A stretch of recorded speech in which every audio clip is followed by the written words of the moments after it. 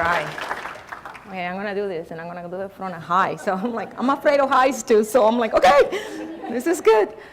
So I had 10 minutes to do this and give you a trajectory of all I had done for the past 12 years. I'm being at the university here for 6 years.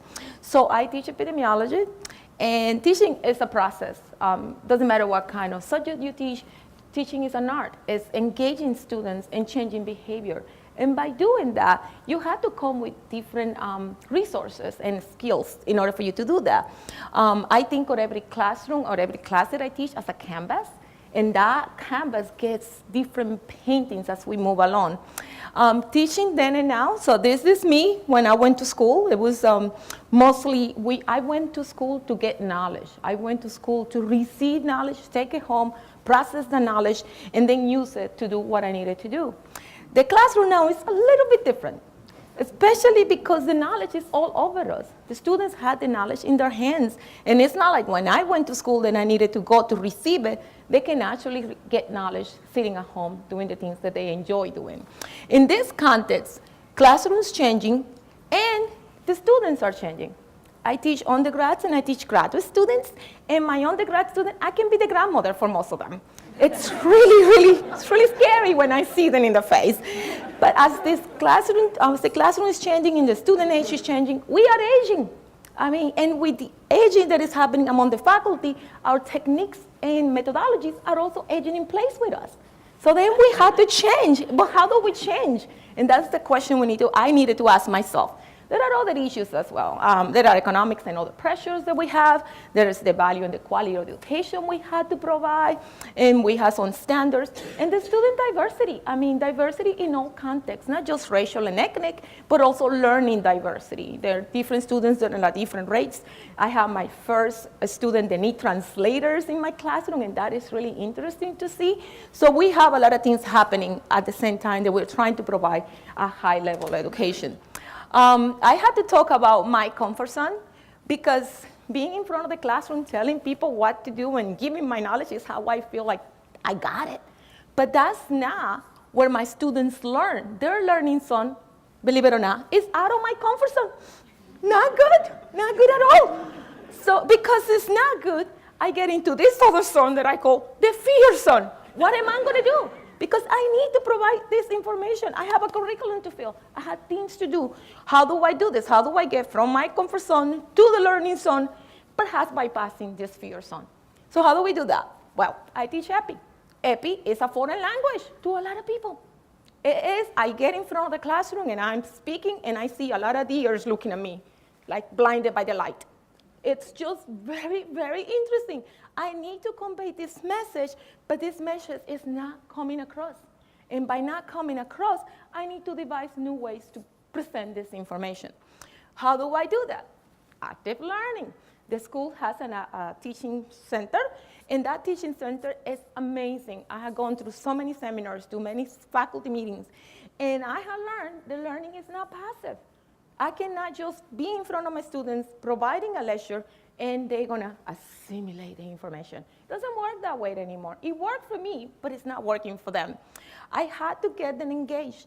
And how I get the students engaged takes many forms and it has many iterations. I also had to remember that there are different instructional methodologies, and some have more strength than others. I am co-teaching with Dr. Hustler the Introduction to EPI this semester, and it's a phenomenal experience because we had distinct methodologies. And then I can see how students react to the presentation by Dr. Hustler and how they react by the presentation that I do. And it's like a case study on teaching. I went to the CDC. They have a lot of learning resources. And this was a night opener for me because I spend a lot of time preparing my lectures. I spend about 3 hours. I lecture twice a week, about 60 slides per lecture. And I realized, according to the CDC and the research, that out of my lecture, my students retain only 5% of what I'm telling them. That's pretty scary. And if I ask them to read, which I have phenomenal articles and journal pieces that I put in Blackboard, they retain 10% of that. So altogether, I put 20 hours of work, and they keep to themselves 15% of what I'm putting out. That's bad. That's not working. That's not cost effective. So what do I need to do? I need to find other ways. I started doing audiovisual with the undergraduates because they like little clips and it breaks the course. So if I do audiovisual, they retain 20%. If I do a demonstration, and it can take various forms, when I can ask them to come to the board and do something for me, which I need to be careful because some students sometimes can be shy and not want to be in the front. But if I ask them to demonstrate what they know, then they retain 30% of what I'm presenting. If I ask them to do class discussion or group discussion, then they retain 50%. Now that's a challenge, especially in the undergrad when we have lecture halls and they're not conducive for group study. With the EPI class, we separated the groups randomly at the beginning of the semester, and I had to say the students gave names to the groups. The students are working as a unit, so the group becomes the unit that they can actually learn and discuss among themselves. The practice by doing and the teaching others is where I want to stay the rest of my teaching career. Practice by doing, I come to class, say this in the classroom, I am not lecturing anymore, not as I used to. I'm going to have some slides, I'm going to post the lecture, and then the day that I need to lecture, we are going to have handouts. And it's scary with the handouts because what happens is that I provide the handouts and I don't give a lot of instruction with the handouts. So they look at me like, what do you want us to do? And my answer is, you need to figure it out. And by them figuring it out, then they can actually take it to the next level when they actually own their knowledge. I love teaching others, and I especially love when they teach me, because they can come into office hours with what they have, the struggles that they have. I want to hear what they are doing, and then they can, by explaining it to me or to another student, then the knowledge is theirs. It's not mine anymore. It has left my hands. Now, with that said, I had transformed my teaching from faculty center, I'm doing this, and this, to become student center. I had transformed most of my lectures into active learning. I hold the students responsible for things that I had not taught. I put homework assignments with chapters that we had not covered. We just did a homework assignment where we asked the student to calculate confidence intervals. I put 2 slides on my lecture notes on confidence intervals, and we graded confidence intervals in the homework. They needed to figure it out how to do it.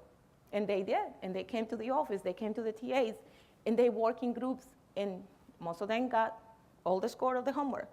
I love role simulation. I love when the student becomes the instructor. We do workshops, and on those workshops, they are the faculty. They are answering the questions of the colleagues and the students in the classroom. And by doing that, it transforms it. It makes it a lot easier for the students to learn. The last one, I'm still working on it, because I go very fast in the classroom. It's something that is a commonality between the undergrads and the graduates. And I am working on how to make this a slower pace because of the amount of material we had to cover. Finally, I'm just going to leave you with this.